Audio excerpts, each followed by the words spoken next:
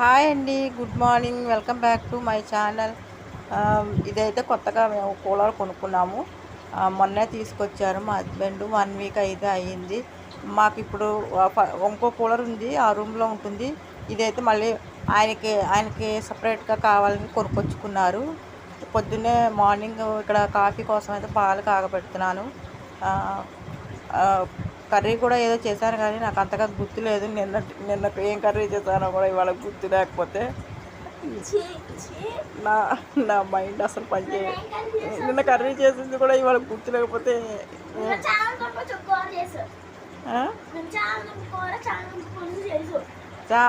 Okay okay, మా పాప చెప్పింది చామదుంపల కూర.